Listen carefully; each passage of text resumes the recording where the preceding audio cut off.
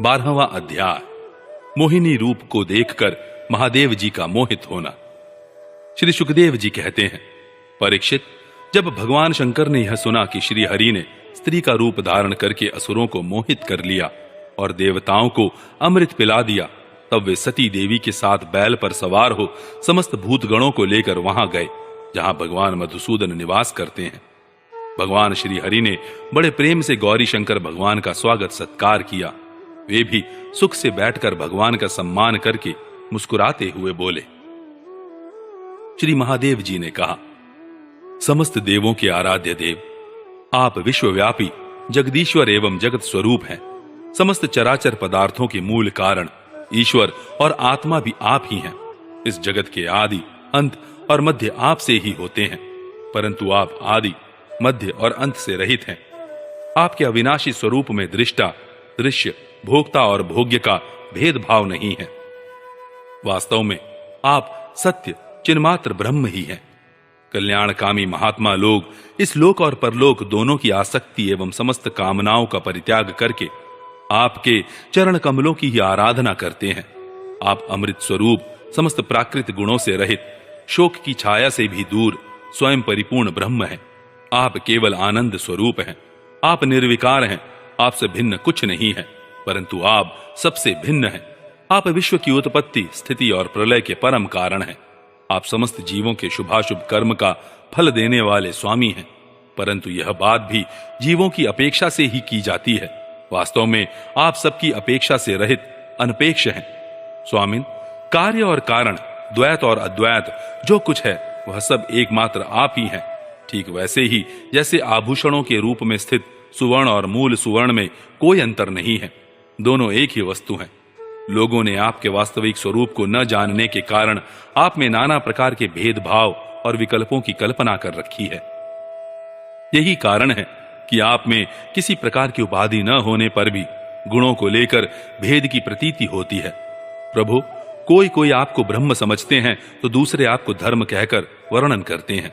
इसी प्रकार कोई आपको प्रकृति और पुरुष से परे परमेश्वर मानते हैं तो कोई विमला, उत्कर्षिणी, ज्ञाना, क्रिया, योगा, प्रहवी, सत्या, ईशाना और अनुग्रह, इन 9 शक्तियों से युक्त परम पुरुष तथा दूसरे क्लेश कर्म आदि के बंधन से रहित पूर्वजों के भी पूर्वज अविनाशी पुरुष विशेष के रूप में मानते हैं। प्रभु, मैं ब्रह्मा और मरीचि आदि ऋषि जो सत्व गुण की सृष्टि के अंतर्गत है, जब आपकी बनाई हुई सृष्टि का भी रहस्य नहीं जान पाते, तब आपको तो जान ही कैसे सकते हैं। फिर जिनका चित्त माया ने अपने वश में कर रखा है और जो सर्वदा रजोगुणी और तमोगुणी कर्मों में लगे रहते हैं, वे असुर और मनुष्य आदि तो भला जानेंगे ही क्या।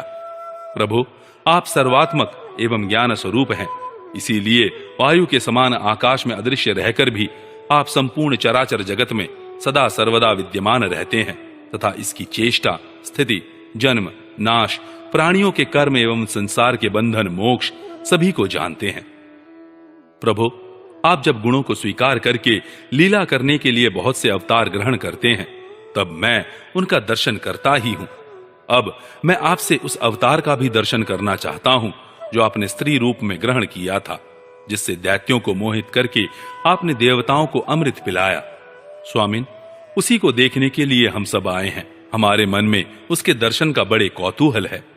श्री सुखदेव जी कहते हैं, जब भगवान शंकर ने विष्णु भगवान से यह प्रार्थना की, तब वे गंभीर भाव से हंसकर शंकर जी से बोले।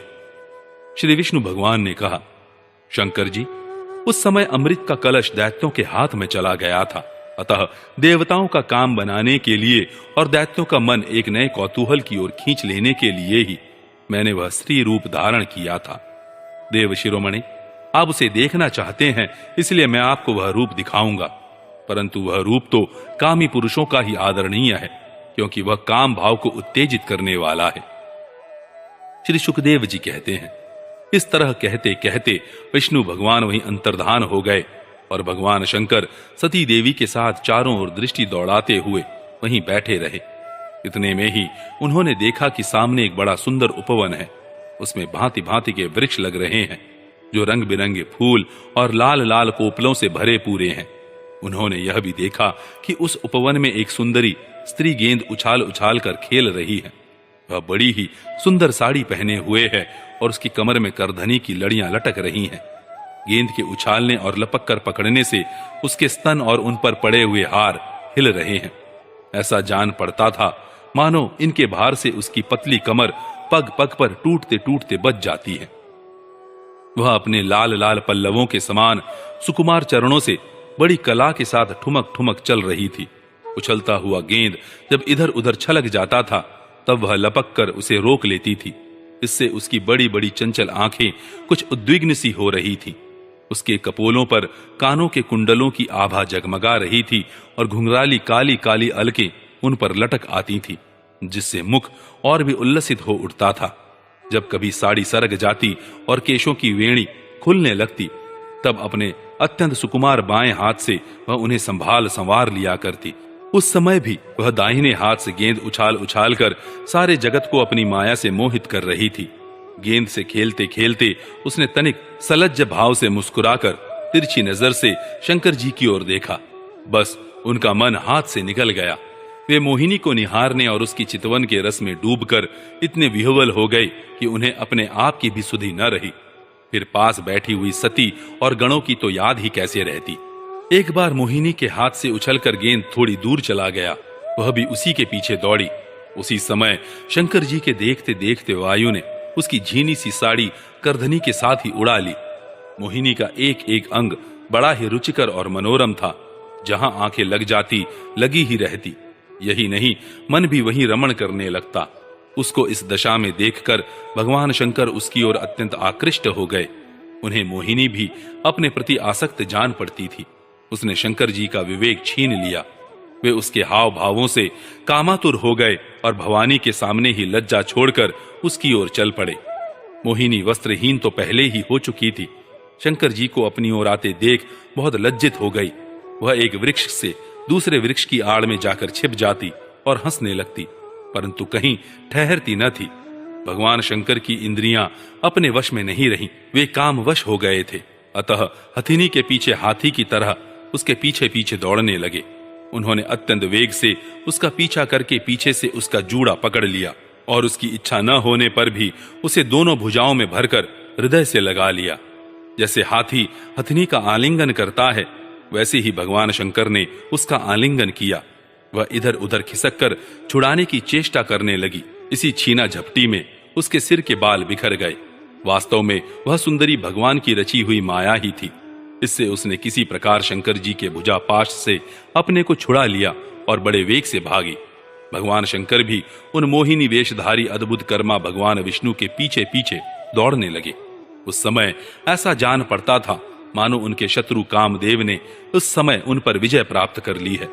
कामुक हथिनी के पीछे दौड़ने वाले मदोन्मद हाथी के समान वे मोहिनी के पीछे पीछे दौड़ रहे थे। यद्यपि भगवान शंकर का वीर्य अमोघ है, फिर भी मोहिनी की माया से वह स्खलित हो गया। भगवान शंकर का वीर्य पृथ्वी पर जहां जहां गिरा वहां वहां सोने चांदी की खानें बन गई। परीक्षित, नदी, सरोवर, पर्वत, वन और उपवन में एवं जहां जहां ऋषि मुनि निवास करते थे वहां वहां मोहिनी के पीछे पीछे भगवान शंकर गए थे। परीक्षित, वीर्यपात हो जाने के बाद उन्हें अपनी स्मृति हुई। उन्होंने देखा कि अरे, भगवान की माया ने तो मुझे खूब छकाया। वे तुरंत उस दुखद प्रसंग से अलग हो गए।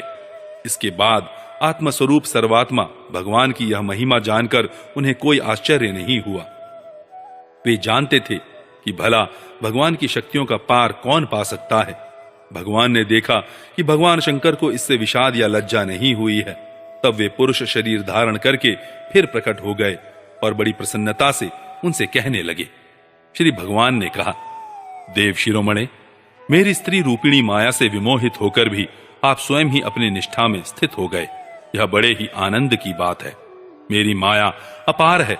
वह ऐसे ऐसे हाव भाव रचती है कि अजितेंद्रिय पुरुष तो किसी प्रकार उससे छुटकारा पा ही नहीं सकते। भला आपके अतिरिक्त ऐसा कौन पुरुष है जो एक बार मेरी माया के फंदे में फंसकर फिर स्वयं ही उससे निकल सके। यद्यपि मेरी यह गुणमयी माया बड़ों बड़ों को मोहित कर देती है, फिर भी अब यह आपको कभी मोहित नहीं करेगी, क्योंकि सृष्टि आदि के लिए समय पर उसे क्षोभित करने वाला काल मैं ही हूं। इसलिए मेरी इच्छा के विपरीत वह रजोगुण आदि की सृष्टि नहीं कर सकती। श्री सुखदेव जी कहते हैं, परीक्षित, इस प्रकार भगवान विष्णु ने भगवान शंकर का सत्कार किया। तब उनसे विदा लेकर एवं परिक्रमा करके वे अपने गणों के साथ कैलाश को चले गए। भरतवंश शिरोमणि, भगवान शंकर ने बड़े बड़े ऋषियों की सभा में अपनी अर्धांगिनी सती देवी से अपने विष्णु रूप की अंशभूता मायामयी मोहिनी का इस प्रकार बड़े प्रेम से वर्णन किया। देवी, तुमने परम पुरुष परमेश्वर भगवान विष्णु की माया देखी? देखो, यों तो मैं समस्त कला कौशल विद्या आदि का स्वामी और स्वतंत्र हूं, फिर भी उस माया से विवश होकर मोहित हो जाता हूं। फिर दूसरे जीव तो परतंत्र हैं ही, अतः वे मोहित हो जाएं, इसमें कहना ही क्या है। जब मैं 1000 वर्ष की समाधि से उठा था, तब तुमने मेरे पास आकर पूछा था कि तुम किसकी उपासना करते हो। वे यही साक्षात सनातन पुरुष हैं। न तो काल ही इन्हें अपनी सीमा में बांध सकता है और न वेद ही इनका वर्णन कर सकता है। इनका वास्तविक स्वरूप अनंत और अनिर्वचनीय है। श्री सुखदेव जी कहते हैं, प्रिय परीक्षित, मैंने विष्णु भगवान की यह ऐश्वर्यपूर्ण लीला तुमको सुनाई, जिसमें समुद्र मंथन के समय अपनी पीठ पर मंदराचल धारण करने वाले भगवान का वर्णन है। जो पुरुष बार बार इसका कीर्तन और श्रवण करता है, उसका उद्योग कभी और कहीं निष्फल नहीं होता, क्योंकि पवित्र कीर्ति भगवान के गुण और लीलाओं का गान संसार के समस्त क्लेश और परिश्रम को मिटा देने वाला है। दुष्ट पुरुषों को भगवान के चरण कमलों की प्राप्ति कभी हो नहीं सकती। वे तो भक्ति भाव से युक्त पुरुष को ही प्राप्त होते हैं। इसी से इन्होंने स्त्री का मायामय रूप धारण करके दैत्यों को मोहित किया और अपने चरण कमलों के शरणागत देवताओं को समुद्र मंथन से निकले हुए अमृत का पान कराया। केवल उन्हीं की बात नहीं, चाहे जो भी उनके चरणों की शरण ग्रहण करे, वे उसकी समस्त कामनाएं पूर्ण कर देते हैं। मैं उन प्रभु के चरण कमलों में नमस्कार करता हूं।